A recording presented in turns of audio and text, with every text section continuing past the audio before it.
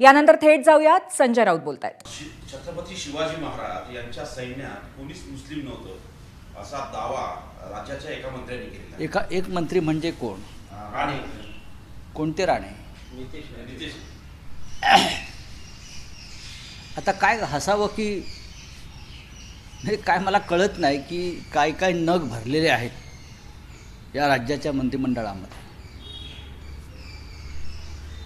म्हणजे माझी वाचाच गेली।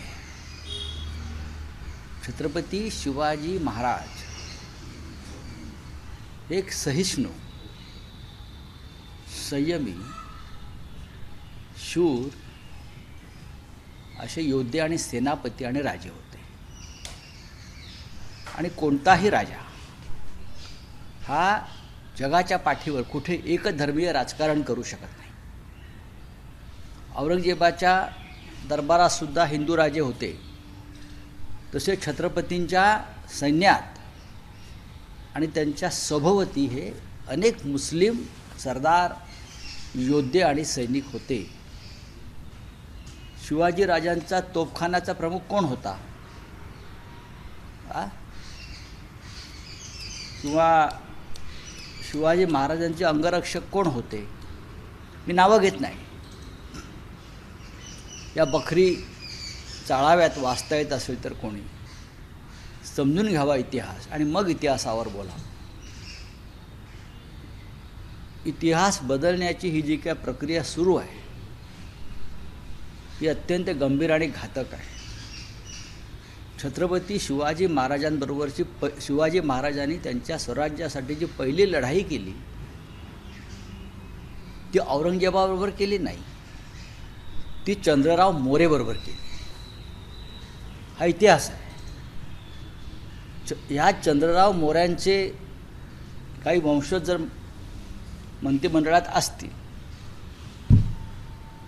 तर माननीय देवेंद्र फडणवीस यांनी आपल्या सगळ्या मंत्र्यांना इतिहासाचे धडे हे योग्य इतिहासज्ञाकडून द्यावेत, नागपूरच्या नव्हेत, योग्य।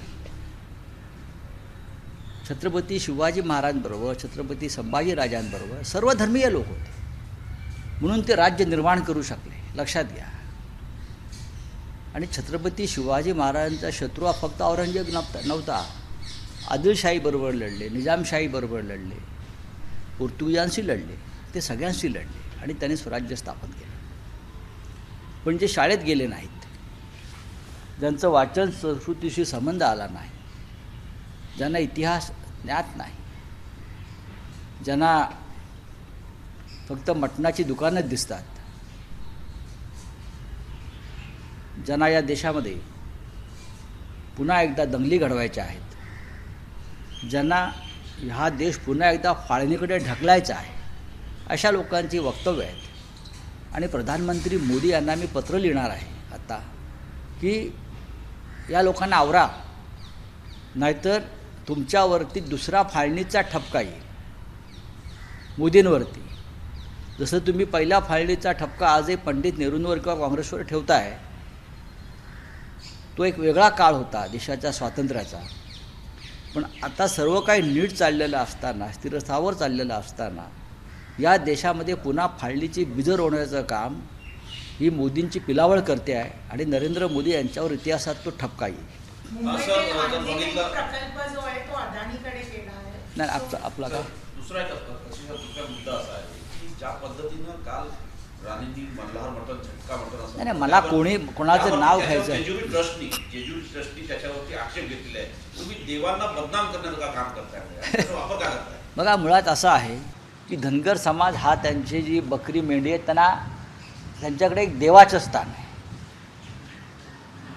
ते स्वतःहून त्याला कापायला जात नाहीत, मुलासारखं जपतात बकरी, मेंढी, शेळ्यांना। गांधी तर शेळीचं दूधच पित होते आणि अनेक ठिकाणी म्हणजे गाईचं शेण खाण्यापेक्षा काही लोक शेण खातात, त्याच्यापेक्षा बकरीचं दूध हे अधिक पौष्टिक आहे, हिंदुत्ववादी आहे आणि याच्याविषयी कोणाच्या मनात शंका असण्याचं कारण नाही। आणि कोणाची इच्छा असेल त्यांनी गाईचं शेण खावं किंवा गोमूत्र प्यावं, गोमूत्राने आंघोळ करावी, हा प्रत्येकाचा वेगळ्या वेगळ्या हिंदुत्वाचा प्रश्न आहे। पण वीर सावरकरांच्या हिंदुत्वात हे बसत नव्हतं. वीर सावरकर विज्ञानवादी होते, आधुनिक होते. त्यांचं हिंदुत्व माननीय बाळासाहेब ठाकरे हिंदुहृदय सम्राट यांचं हिंदुत्व हे आधुनिक विचारसरणीचं हिंदुत्व होतं. पण पुन्हा एकदा कोणाला शेणातच लोळायचं असेल तर आम्ही त्याला काय करणार. पण अशा प्रकारे हा देश पुन्हा एकदा अंधकाराकडे ढकलला जातो आहे, अज्ञानाकडे ढकलला जातो आहे आणि फक्त एका राजकीय स्वार्थापोटी. नरेंद्र मोदी यांना या देशाचं नक्की काय करायचं आहे? अफगाणिस्तान करायचं आहे का हिंदू पाकिस्तान करायचं आहे? हे त्यांनी ठरवायला पाहिजे आणि देशाला दिशा दिली पाहिजे. प्रधानमंत्री मॉरिशसला गेले आणि एका कुंभामध्ये गंगेचं जल घेऊन मॉरिशसचा प्रधानमंत्र्यांना किंवा राष्ट्रपतींना त्यांनी भेट दिली, चांगली गोष्ट आहे, आपली संस्कृती आहे. पण काही लोक गंगेत डुबक्या मारून आले महाराष्ट्रात तरी ते शुद्ध होत नाहीत, पवित्र होत नाहीत आणि त्यांना अक्कल येत नाही. हा बोलिये. सर, अनेक प्रश्न याला धरून आहे सर. गेल्या काही दिवसापासून जर बघितलं, छत्रपती शिवाजी महाराजांचं वारंवार अपमान करण्याचा प्रयत्न इकडे प्रशांत रोडकर करतात. त्यांना त्यांच्यावर मुस्लिम सैनिक नाही असं बोललं जातं. त्यानंतर संभाजी महाराजांना बोलतं. त्या सगळ्या घडामोडी सुरू आहेत. पण राज्य सरकार यावरती काही कठोर तरी बोलत नाही. काल बघा, भारताच्या सैन्यामध्ये मुस्लिम सैनिक आहेत, भारताच्या पोलीस दलामध्ये मुस्लिम पोलीस दल आहेत आणि ते अधिक कडवट आहेत. आणि भारताच्या संरक्षण दलामध्ये डॉक्टर प्रदीप कुरुलकरसुद्धा आहेत ना, आहेत. तेव्हा जे हे अशा प्रकारची भूमिका मांडतात त्यांनी परत एकदा अभ्यास केला पाहिजे. काश्मीरमध्ये शहीद होणारे जास्तीत जास्त पोलीस हे मुस्लिम आहेत, जे अतिरेक्यांशी लढत आहेत. महाराष्ट्रात असतील, युद्धभूमीवर असतील, कारगिलच्या युद्धात पहा, आताही पहा, मुसलमान सैनिकांनी प्राणाचं बलिदान देऊन या देशाचं रक्षण केलेलं आहे. तुम्हाला हा इतिहास आणि हे वर्तमान तुम्हाला बदलता येणार नाही, कळलं? हे काही लोकांना डबक्यातच राहायचं आहे बेडकाप्रमाणे आणि डराव करायचं आहे हिंदुत्वाच्या नावानं. त्यांना जरूर करू द्या. या राज्याची आणि देशाची जनता शहाणी आहे. अरे जाऊ दे रे, कोणाची नावं घेत आहे सकाळ सकाळ. मुंबईतील बोला. एक प्रकल्प जो आहे तो अडाणी यांच्याकडे गेला आहे. आपण बघतो धारावी वांद्रा रिक्लेमेशन याच्यानंतर गोरेगावचा हा पुनर्विकासचा मोतीलाल नगर आहे, तो जो आहे अडाणीकडे गेला आहे. बिल्डिंगमध्ये अडाणी जिंकले असं समजून. बघा, कायदेशीर काय आहे मला माहीत नाही आणि अशा प्रत्येक प्रकल्पावरती मत व्यक्त करणं हे इथे बसून बरोबर नाही आहे. ज्या पद्धतीनं सर्व काही मुंबईतल्या प्रमुख भूखंड आणि प्रकल्प हे अडाणीकडे जात आहेत, ते का जात आहेत, कसे जात आहेत, याच्याविषयी वारंवार किती चर्चा करायची.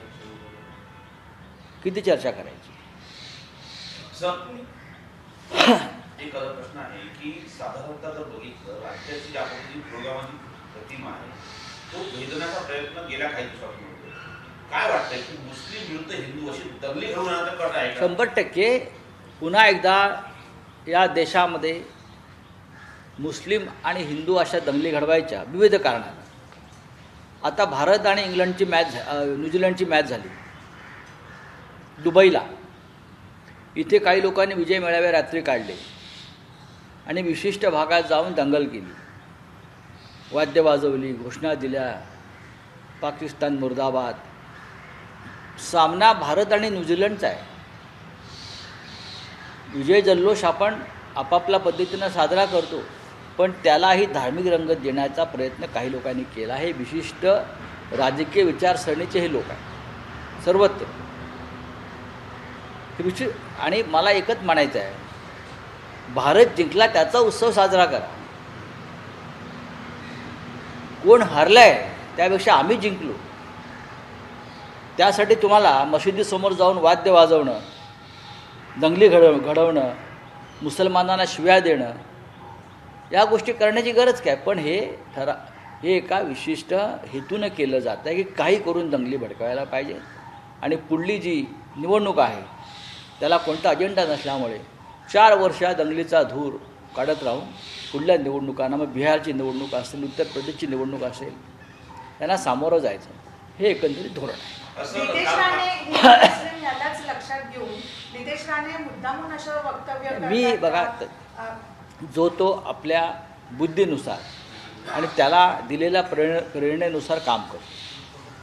छत्रपती शिवाजी महाराजांना एक प्रेरणा होती. हे राज्य जे आहे सगळ्यांचे आहे, शिवशाही सगळ्यांची आहे, ही त्यांची प्रेरणा होती. माननीय बाळासाहेब ठाकरेंचं जेव्हा राज्य आलं इथे, तेव्हा त्यांनाही म्हणा, त्या इथेही सांग, हे राज्य सगळ्यांचं आहे. राज्याचा जो शत्रू आहे औरंगजेब, त्याच्याशी आम्ही लढत राहू, पण हे राज्य सगळ्यांचं आहे. आणि म्हणून हिंदवी स्वराज्य स्थापन झालं. बाळासाहेब ठाकरेंनी एक राज्य इथे आणलं. पण काही लोकांना असं वाटतं हे राज्य सगळ्यांचं नाही, हे राज्य एका विशिष्ट धर्माचं आणि गटाचं आहे, त्यातल्याही एका गटाचं आहे.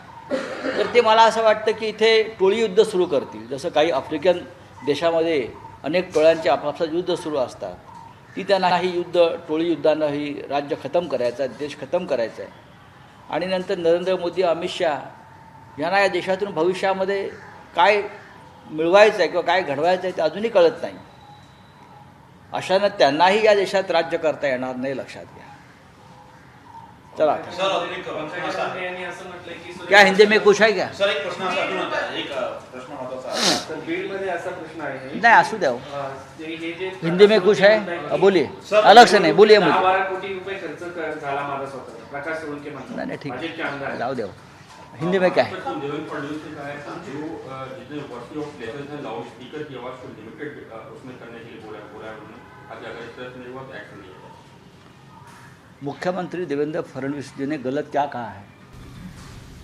सभी प्रार्थना स्थल है उसके बारे में कहा है, चाहे मंदिर हो, चाहे मस्जिद हो, चाहे चर्च हो, कोई सार्वजनिक पब्लिक प्लेस पर कुछ दिन रात अगर लाउड स्पीकर चलता है तो लोगों को तकलीफ होती है, लोग बीमार है, बच्चों की एग्ज़ाम है.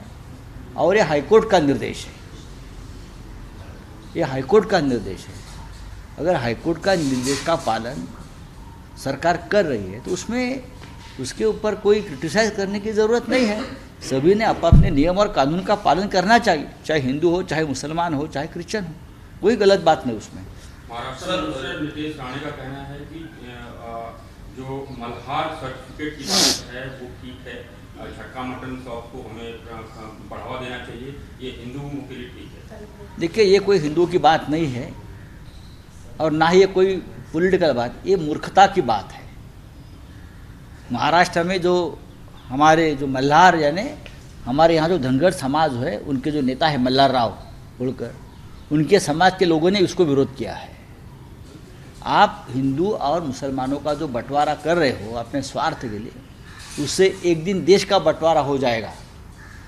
उत्तर प्रदेश में कोई एक केतकी सिंह नाम की विधायक है, वो कहते हैं कि मुसलमानों के लिए अलग इलाज होने चाहिए, हिंदू के लिए अलग वार्ड होना चाहिए. ये देश में इस प्रकार की भाषा चलती है. प्रधानमंत्री मोदी जी एक जगह पे कहते हैं ट्रिपल तलाक से मुस्लिम महिलाओं का नुकसान हो रहा है, उनके लिए एक अलग कानून लाते हैं, और दूसरी जगह पे उनके पार्टी के लोग इस प्रकार की भाषा करते हैं. ये देश का बंटवारा वापस करना चाहते हैं, देश में दंगे भड़काना चाहते हैं, और ये लोग तो भाग जाएंगे लेकिन देश जल जाएगा. मनोज मुंसिर हैं, लिरिसिस्ट हैं मुंबई में, उनका बयान आया है कि औरंगजेब की जो ग्रेव है वो मॉन्यूमेंट ऑफ सेम है, और ऐसी जगहों पे चूँकि देश भर में सफाई का वो चल रहा है तो टॉयलेट करने आदित्य एबीपी माझा, उघडा डोळे बघा नीट.